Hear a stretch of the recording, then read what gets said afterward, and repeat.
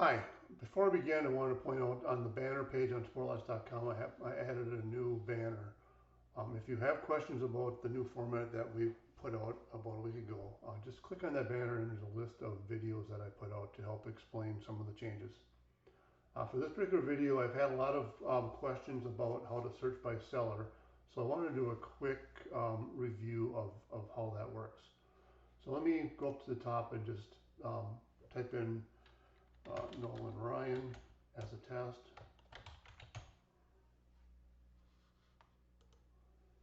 And up will come all the results from that. You see we have quite a few cards from Nolan Ryan. And if I wanted to now search just for a specific seller, I could scroll down to the left here and there's an option here called pick a seller. Now I can click in there. And there's obviously quite a few sellers out here. And it's sorted in order of sellers that have the most cards based on the search that you did. But let's say I don't see it here and I don't want to look through all this whole big long list. I have a specific seller in mind, and I'm just going to pick this ARP Smith to show you how this works.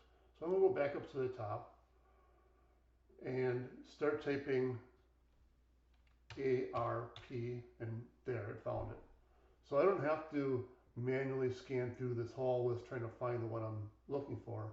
As long as I expand out that drop-down list and start typing the ID, the system's going to find it for me, and I can just click on it. And there, I'm done. Now I have sorted, or I've filtered out 73 cards that ARP Smith has. Now, what's also important about this is for the inventory filters in particular, when we built this, we assumed that once you picked a seller and decided on a seller, and let's say I've gone out and I've added a few of these to my shopping cart because I was interested in these. And let's say now I want to look for Cal Ripken cards. The system, as long as you don't get rid of this filter, and as long as you're not idle for about 30 minutes, it will keep that filter stuck because it's going to assume that you want to continue searching for that seller. That way you don't have to constantly put in a new ID, click on the seller again over and over again. It's going to stick with that seller until you either remove that filter, or if you've been idle for about 30 minutes, that filter will go away. So I think it's a good convenience for you to say, I want to continue searching for this seller, but I don't want to have to keep on picking the seller each time. So now I've got all the Cal Ripken cards for ARP Smith, and I can go ahead and add some of those.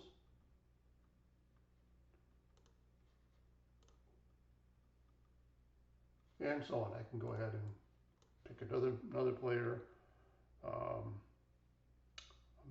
drawing a blank. Let's see. And now, again, I'm getting all the Johnny Bench cards for this seller. And at some point, let's say I'm done and I don't want to do this seller anymore, I can just click on the red box and it'll go away. Or I can go up here and click on the clear the inventory filters or clear all the filters.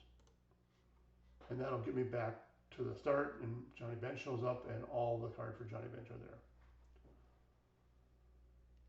The other way you can search by seller is the old way that we used to have, is through the preferred sellers. You got your list of preferred sellers and nothing has changed here.